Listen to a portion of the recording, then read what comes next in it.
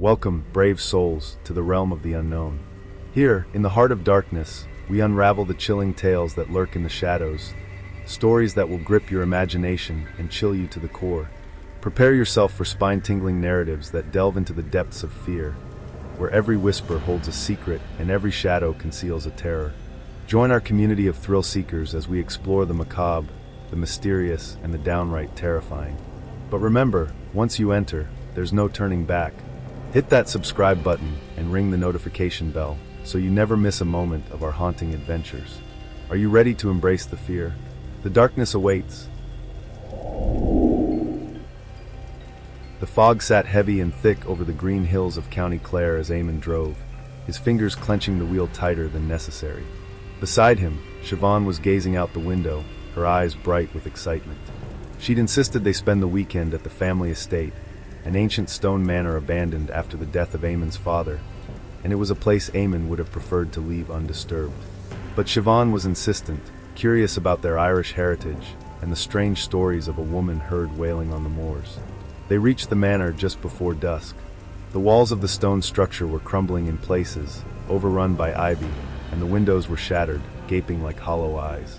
Inside, the air was cold and musty, carrying the faint scent of damp earth and decay. Siobhan shivered, though she brushed it off as Eamon ushered her inside, reluctant to linger in the looming twilight. "Remember," Eamon said, "we're here for one night only. Tomorrow we head back."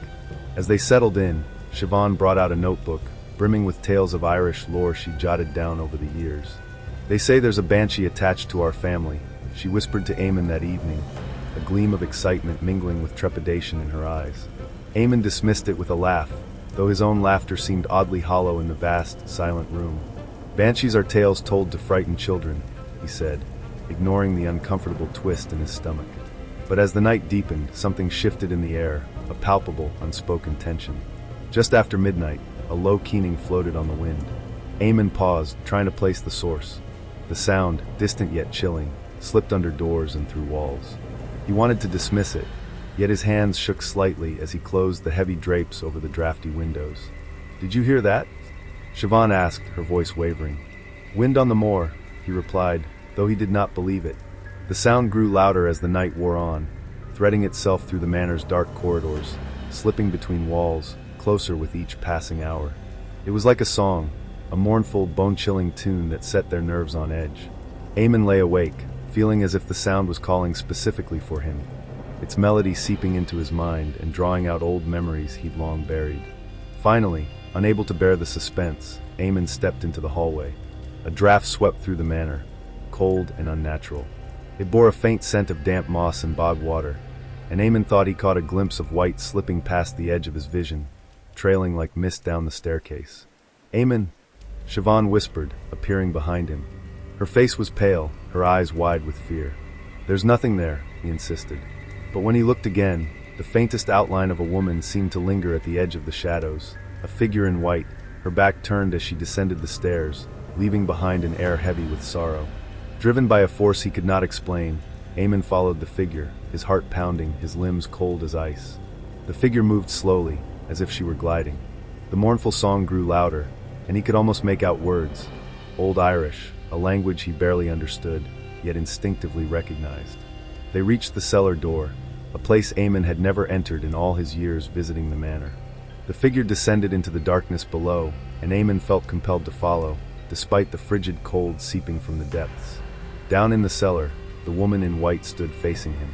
Her face was pale, translucent, her hair flowing like seaweed in water.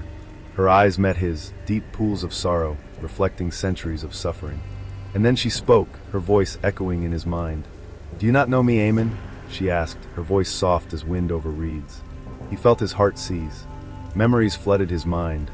Legends his father had told him as a boy about a woman wronged by his ancestors, a spirit tied to their family line as both a protector and a harbinger of death. She was the Banshee, the foreteller of doom.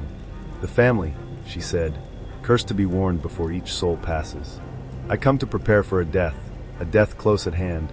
Siobhan, having followed him into the cellar, gasped, her face paling. The Banshee's gaze turned to her, and a flicker of sadness crossed her ghostly face. "It is not for you, child," she said softly, "but one you love." Eamon's blood ran cold, and he staggered back. He knew then why the Banshee had come. She was here to signal his own passing. The tales had been true, and his heart felt the weight of centuries of sorrow bound to his family line. As if understanding his thoughts, the Banshee nodded. Her song resumed, echoing against the stone walls of the cellar, growing louder, pressing against him like a physical force.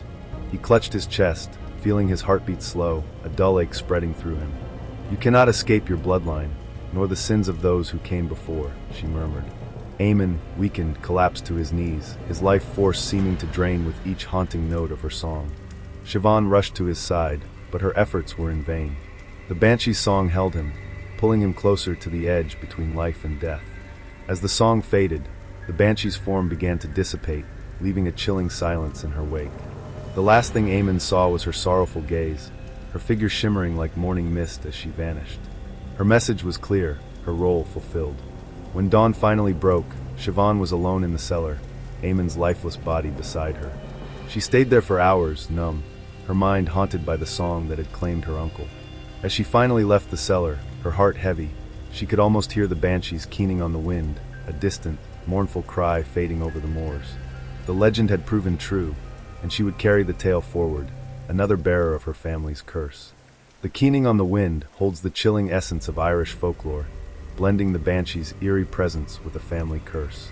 The story unravels the mystery of a harbinger's song, tying together ancient myth and present-day characters.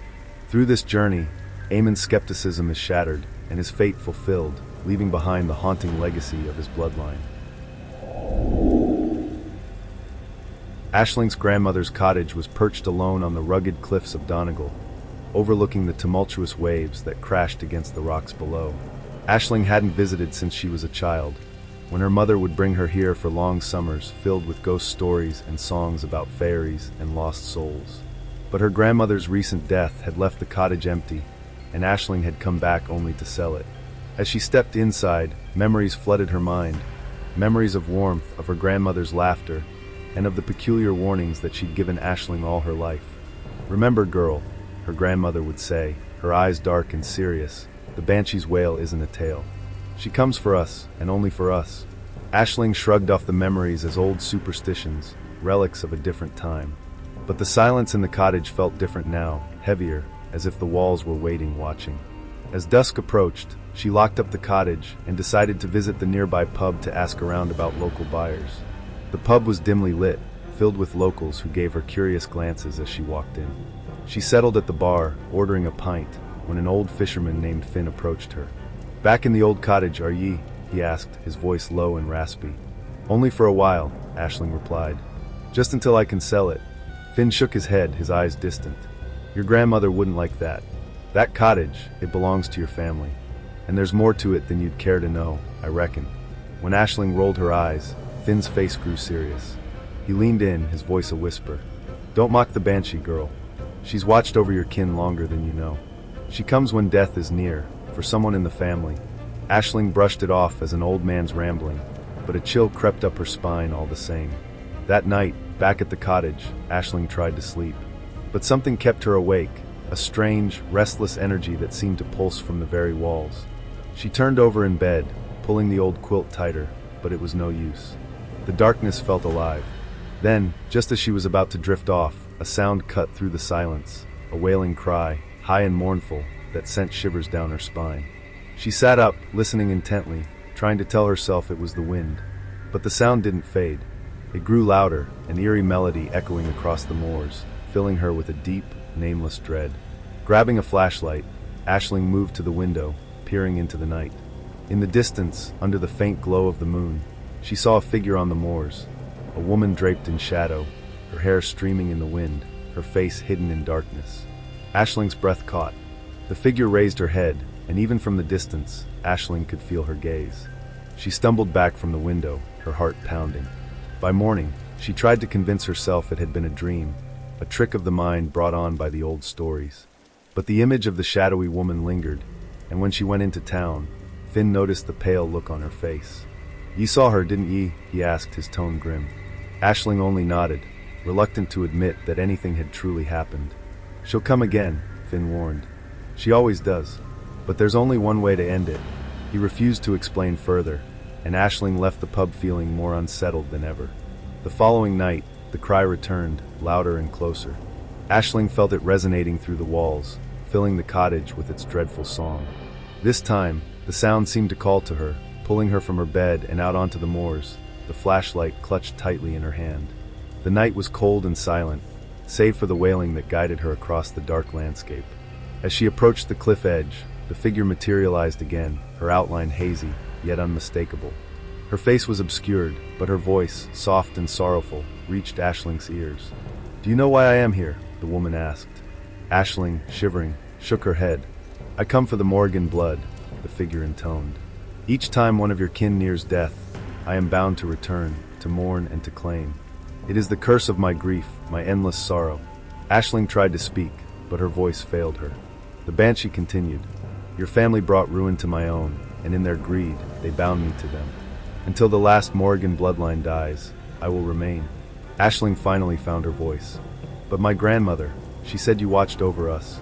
"I do," the Banshee replied, "for I am bound by blood. Yet it is a cursed bond. And until you end it, I shall come for each of you, one by one." In that moment, Aisling realized what the Banshee was asking. To break the curse, she would have to let the cottage, their family's legacy, be reclaimed by the earth. It was the last remaining piece of the past that kept the Banshee tethered. The Banshee held out her hand, her gaze fixed on Aisling with a fierce sadness. "Will you end it, child?" Aisling hesitated, feeling the weight of her family's legacy heavy on her shoulders. But the wail had haunted her for 2 nights now, and the thought of it following her, of her children and grandchildren hearing it one day, chilled her to her very core. "Yes," she whispered, "I'll let it go." The Banshee's form wavered, a faint smile breaking through her sorrow. Her song softened, echoing one last time across the moors as she began to fade. "Thank you," the spirit murmured, her voice barely a whisper on the wind. "May your kin be free." In the days that followed, Aisling put the cottage up for sale, making it clear that it was to be left untouched, a relic of the past meant to fade with time. She returned to Dublin, the memory of the Banshee lingering, but her heart lighter, as if a weight had finally lifted. Yet even after the cottage was sold and the new owners let the land reclaim it, Aisling occasionally thought she heard a faint wail on the wind. Perhaps it was only the memory of that haunting cry, or perhaps the Banshee was truly gone. Either way, she was free. The Last Light of the Moors captures the ominous beauty of Irish folklore, exploring the power of ancestral ties and the haunting legacy of family curses. Through Aisling's journey, we witness the eerie presence of the Banshee and the price of breaking an age-old curse. This tale leaves the reader with a lingering sense of the supernatural, as the Banshee's song fades, leaving only silence and mystery behind. It was twilight when Declan arrived at his late grandmother's cottage in the rolling hills of County Kerry. The cottage sat alone on a grassy knoll, its stone walls shadowed by an ancient, twisted oak tree. Declan could almost imagine his grandmother in her younger days, sitting by the hearth, hands working yarn while tales of fairies and banshees slipped from her lips like smoke. But he hadn't come to linger over memories. He was here to settle affairs, sort through her belongings, and head back to Dublin by the end of the week. But one item caught his eye almost immediately. A harp, weathered yet elegant, sat beside the old stone fireplace, its strings dusty and silent.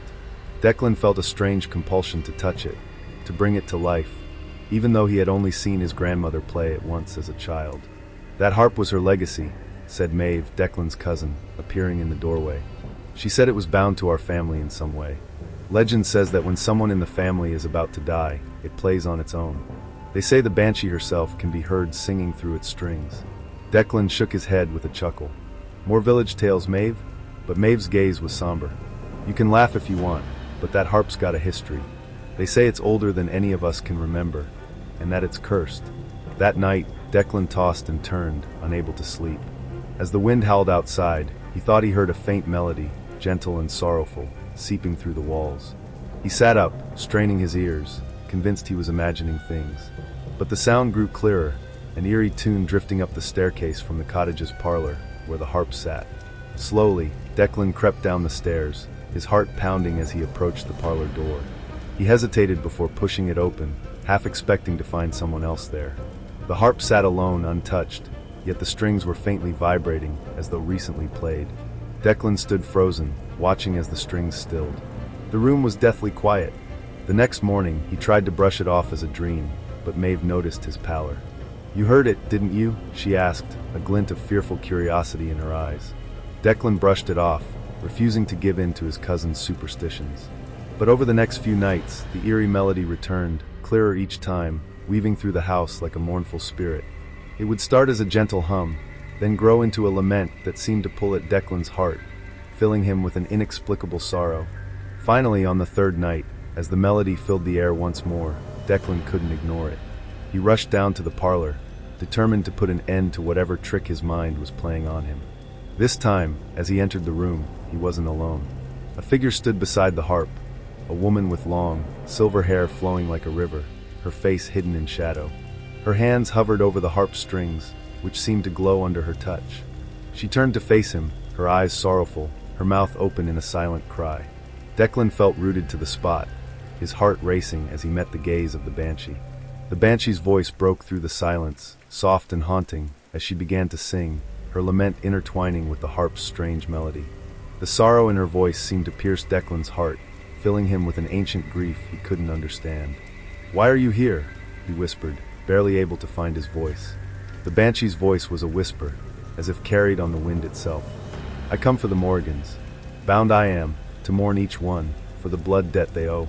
Declan's mind raced, recalling fragments of his grandmother's stories. The Morgans, his ancestors, had wronged a family long ago, leading to a curse. The Banshee was bound to follow their lineage, marking each death with her mournful song. "Break the curse," Declan pleaded, feeling his throat tighten. "Please let my family go." The Banshee tilted her head, her eyes full of sorrow. "The curse cannot be broken by the living, unless they pay the price." Declan swallowed, understanding the weight of her words. If he was to break the curse, he would need to offer his own life in exchange, freeing the Morgan family from their eternal bond with the Banshee. As the Banshee's song continued, Declan felt a strange calm wash over him. In that moment, he made his choice. "If my life will end this, then take it," he said, his voice steady. "Let my family be free." The Banshee's gaze softened, and she reached out, touching his forehead with a hand that felt like ice. "The blood of the Morgans runs deep," she murmured. "With your offering, I am bound no more." As her hand touched him, Declan's vision blurred, his strength draining as the Banshee's song wrapped around him, pulling him deeper into her mournful tune. His last memory was of the harp's strings vibrating one final time, a solemn goodbye as he drifted away.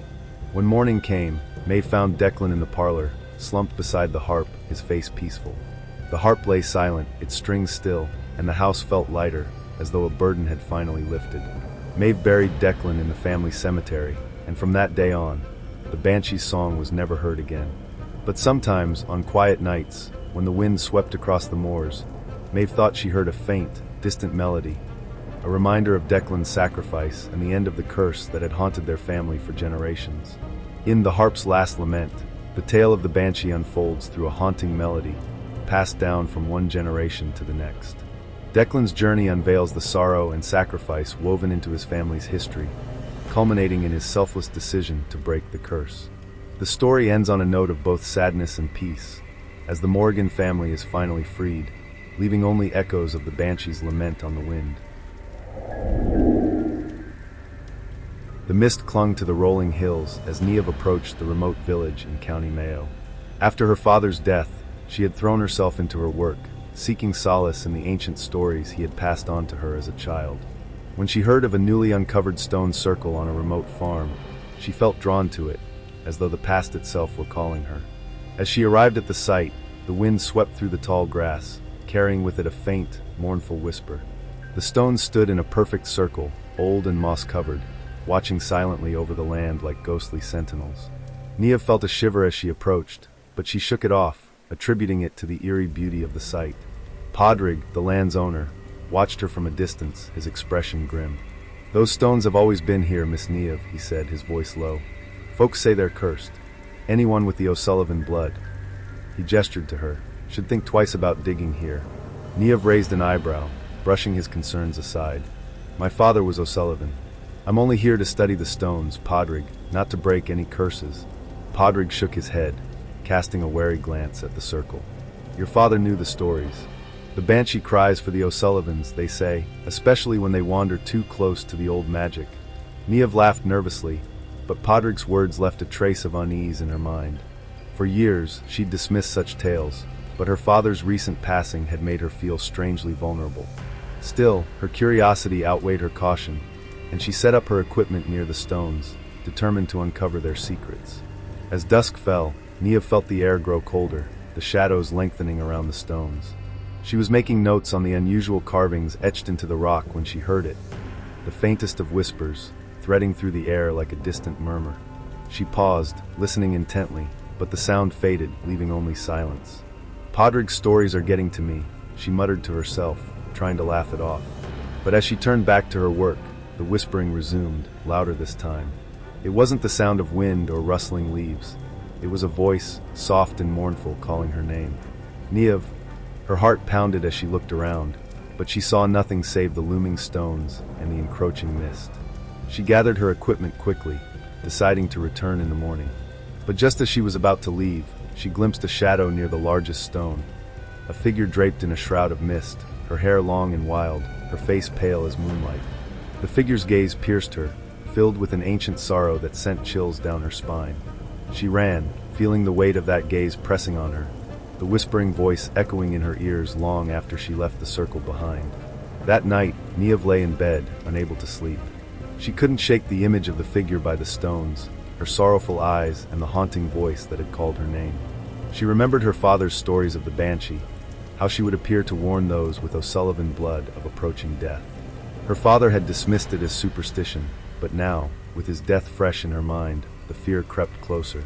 As midnight approached, the whispering returned, drifting through her open window.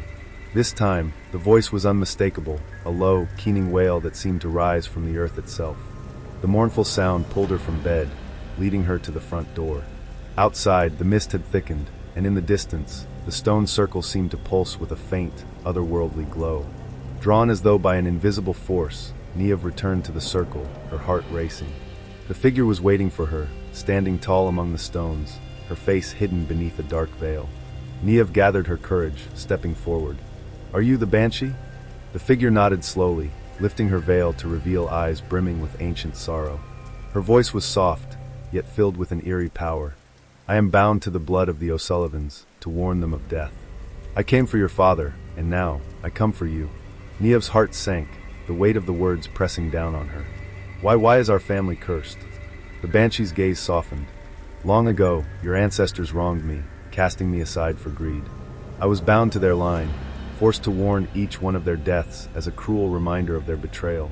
Tears pricked Niev's eyes, the sorrow in the Banshee's voice overwhelming. "Is there no way to end it? To free you from this curse?" The Banshee looked away, a flicker of hope crossing her face.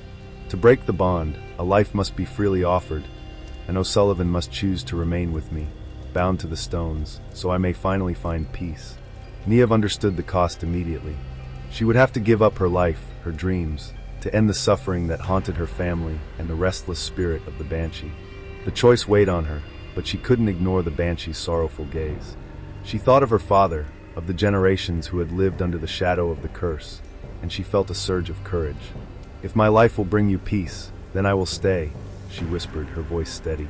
The Banshee's eyes filled with gratitude, and she took Niev's hand, her touch icy and ethereal. "Thank you, child. Your sacrifice will release us both." As Niev felt her strength drain, a sense of calm washed over her. She knew she had done what her ancestors had failed to do, bringing an end to the curse that had haunted her family for centuries. The Banshee began to sing, a haunting, lilting melody that filled the air, carrying Niev's spirit into the mist. The stones glowed brighter, as if acknowledging the peace that had finally come to the restless spirit. In the days that followed, Podrick found the stone circle untouched, save for a new carving in the largest stone, a single spiraling mark as though left by a hand. The whispering had ceased, and the villagers noticed that the stones were quieter, the air lighter. Podrick, remembering Niev's face and her dedication to the past, knew that she had fulfilled an ancient promise, her spirit lingering in the stones, a silent guardian over her family's legacy. And on misty nights, when the wind swept over the hills, villagers sometimes thought they heard a faint melody, a reminder of Niev's final choice and the peace she had brought to the restless spirit. In The Whispering Stones, we follow Niev's journey through family secrets, curses, and sacrifice, woven with the mournful presence of the Banshee. Her decision to stay binds her to the land, but it brings peace to her family and to the ghostly figure long tied to their legacy. This tale explores the price of redemption and the haunting beauty of Irish folklore, leaving an echo of Niamh's sacrifice among the stones and the mist. The village of Ballymur was nestled in a valley at the foot of Cailleach Hill, a place where the mist hung thick and heavy, clinging to the ground even on the brightest days. Owen had visited as a child, but after his mother's passing, he returned to settle her affairs and close up the family cottage for good. It was meant to be a quick, somber visit, but the locals had other plans. One evening, Owen sat in the dimly lit pub, nursing a pint as Aoife, a local historian and his mother's friend, took the seat beside him. "So you'll be heading up to Cailleach Hill?" she asked, her tone more grave than curious. Owen raised an eyebrow. "Not planning on it. Just here to sort things out at the cottage." Aoife leaned in closer, her voice dropping to a whisper. "Your family's got ties to that hill, Owen. Have you never heard of the curse?" Owen chuckled, shaking his head. "I grew up in Dublin, Aoife. I didn't hear many ghost stories about hills." But Aoife's face remained serious. "The Banshee walks that hill. She's bound to the O'Driscoll family blood, warning of death before it comes. Your mother feared her. Said she'd heard her call once, just before your father passed." Owen's skepticism was firm, but a faint childhood memory tugged at him, of his mother's voice, low and fearful, warning him never to go near the hill. Shrugging it off, Owen finished his drink, but as he walked back to the cottage that night, the mist rolled in thicker than before, and he could swear he heard something, a faint, chilling wail on the wind. The next day, curiosity got the better of him, and despite Aoife's warning, Owen made his way toward Cailleach Hill. The path was overgrown, the air heavy with the scent of damp earth. He climbed higher, the fog swallowing him as he neared the hilltop. As he reached the summit, he noticed an odd circle of stones, half buried and covered in moss.